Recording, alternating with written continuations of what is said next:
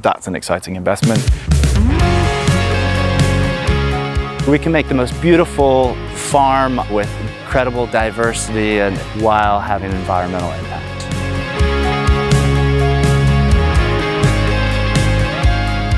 But the future of the Golden Visa will probably be to have funds that invest in more sustainable issues. Alex, where are you from? I can hear the English accent, yes. but UK tell me. born and bred. Yeah? So I'm from actually Wiltshire, which is a kind of an agricultural county in the south of England. Okay. Very beautiful, rolling hills, lots of sheep and cows, and not a huge amount else. I, amongst my travels, went eventually to London, like most do. Did my 10 years there or thereabouts, and started to get the itch. And that's when I came to trial living in Portugal. Actually, at first I came here just for 5 months, and about 2 days in I was like, yeah, I'm not going home. So my journey began on the middle of a cornfield in Ohio. Wanted nothing to do with agriculture, even though it was in my family for about 100 years now. Okay.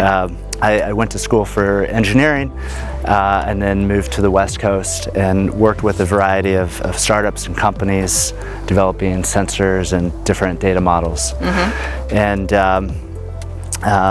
eventually I lived in San Francisco, and around this time I became more involved with the family farm and saw really firsthand how little they were making and how much the soil was being destroyed. And I thought that being a young, bright engineer, I had all the answers, and so I told them, I'll take care of this. It's not a big deal. But realized that really farmland in general farming in general is stuck in this negative feedback loop. It's not specific to Ohio or my parents' farm or even the United States. All around the world, farmers are trapped into growing a special kind of commodity or farming in a certain way.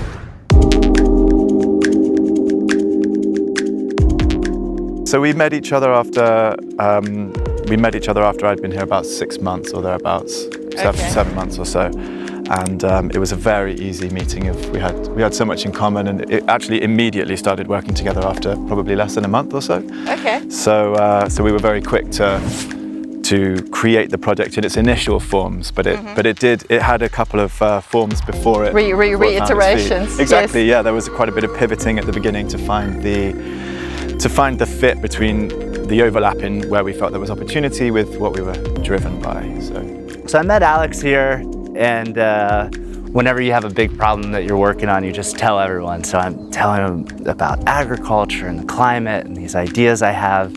And he was also working on this problem in this space. And so for many, many weeks, we would meet at coffee shops and really geek out. And so together, we were able to summarize what our objective is. And really that's to reverse the decline of soil health at scale. Because if we don't have food. And the scale part of that problem is incredibly difficult. We can make...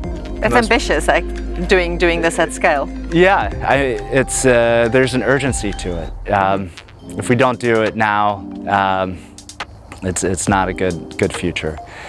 So we can make the most beautiful farm on 1 hectare with incredible diversity and just perfect, but your impact is limited to that 1 hectare. And so how we decided to approach scale is to create a profitable and investable product that simultaneously generates returns for investors while having environmental impact. Portugal obviously has a very entrenched tradition of olives.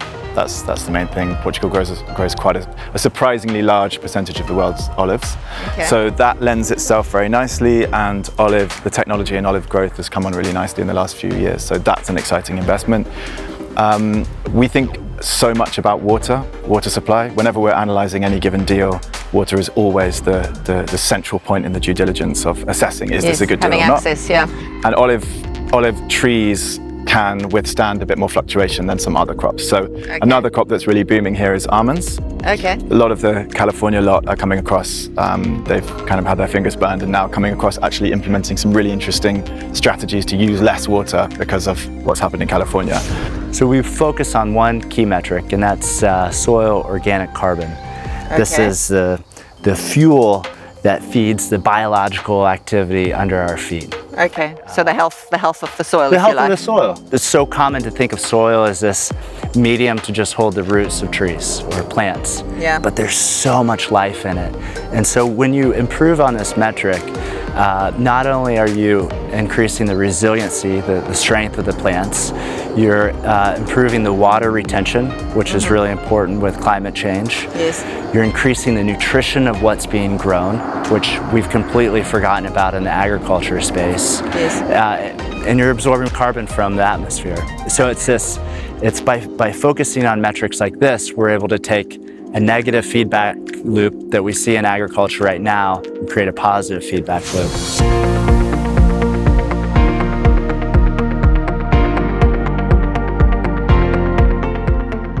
More recently, since 2018, 2019, 2020 with Brexit, and with the US investors coming into play because of different, the gun shooting, Trump, all of that attracted US investors to Portugal. And when that happened, we started seeing in the market or some funds which are more, let's say, so they are not real estate oriented, they are ESG oriented, like investing in agriculture, in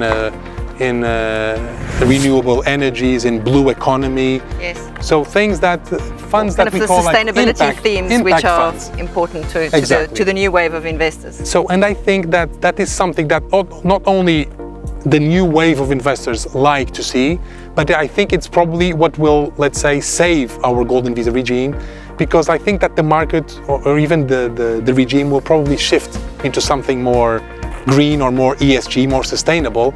Yes. Because we need outside of the real estate market. We need to bear in mind, so the real estate is very hot, as I was mentioning. So there is an overall understanding that the real estate market does not need additional incentives for people to invest. So we don't need additional incentives. People love it anyway. Exactly. So we don't need the golden visa to attract more real estate investors to Portugal. Golden visa, in respect of the real estate, created, in my view, not in a very fair way, but it created the impression that that the Portuguese people are no longer able to live in the city center because the golden visa was But it wasn't because of the golden visa. It was predominantly because of other European people moving here on NHR, because this was cheaper for them to live. So golden visa, I think it's a very unfair rap for increasing. Very unfair, but increasing the prices. Political soundbite is a bit that one. Yeah. So I think that the future of the golden visa and the future of the golden visa funds, I think that the capital markets in Portugal still need an incentive. So I think that the funds will still be incentivized by the golden visa regime. Yeah. What I mean is that I think that the future, I don't say that it will be next year, but the future of the golden visa will probably be to have funds that invest in more sustainable issues, so that even from actually benefits the bigger market. Exactly. Right? So it's funds that have an impact. So that you have an impact in the country, in the community, in the economy, in the environment. So because again, if you put yourself in the shoes of a politician, they love to be able to say something which is green. Yes. So if you are able to say, look, it's true that I'm giving the possibility of foreigners to get the Portuguese passport after 7 years, but I'm doing that for the benefit of the country and for the environment. So I think that the future will determine a greener, the existence of greener funds than the ones that we have nowadays. But interesting. So maybe a more sophisticated fund advisory approach. I think so. So you created the fund. Give me a little bit more information about the fund structure. What is the purpose of your fund?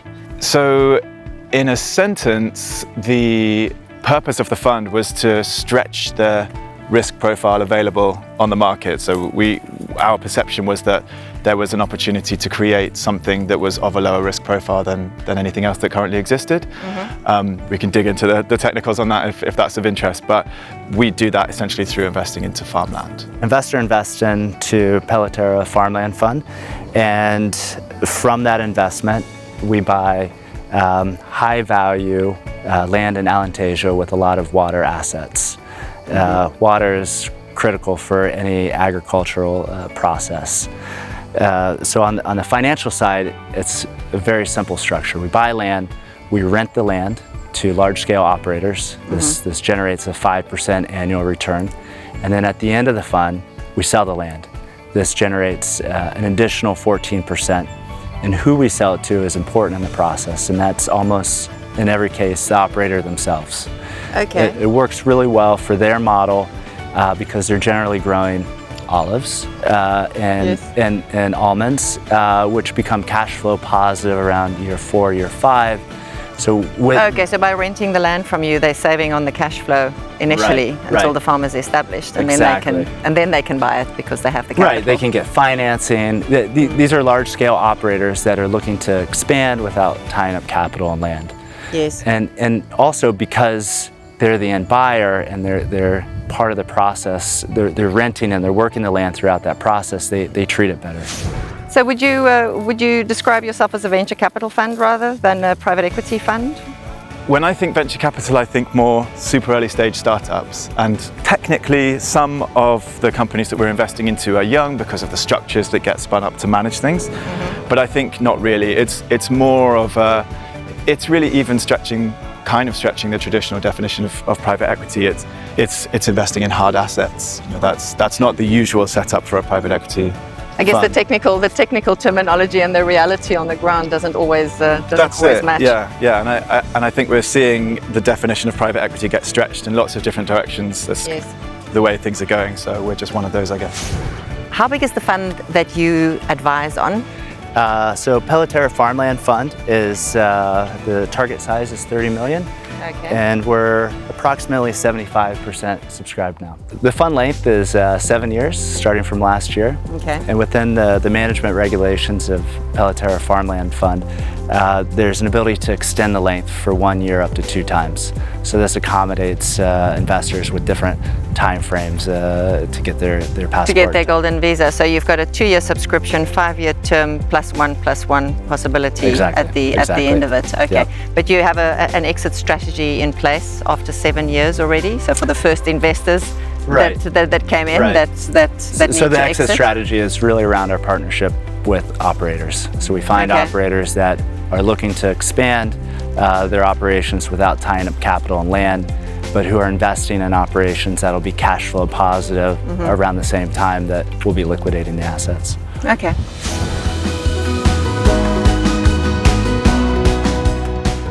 Let's talk about the nationality. So you've got a large portion of US investors. Yeah. Are they specifically farmers, for instance, or are these? No. So this is a common misconception actually, is that people think that agricultural investors or agricultural operators would be interested in investing in a fund that's focused on agriculture. Yeah. But the reality is that it's not even so much about the content for a lot of people. It's about the risk profile. So insert any asset here that's as non-volatile as farmland is, and people will be interested in this market at least, because as you said, it's about capital preservation.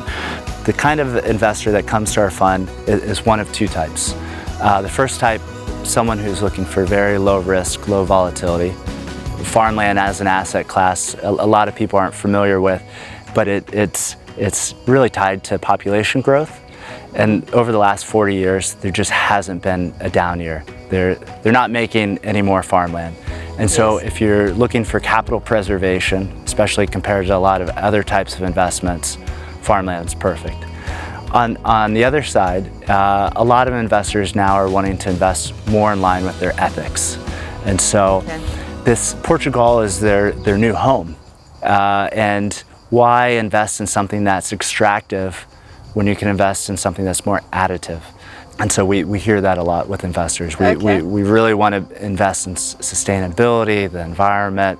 Actually make a difference. To make a difference. It's not, maybe decades ago it was all about financial returns, but people are more and more realizing that it's a different generation. Yeah. Where does the majority of your investors come from?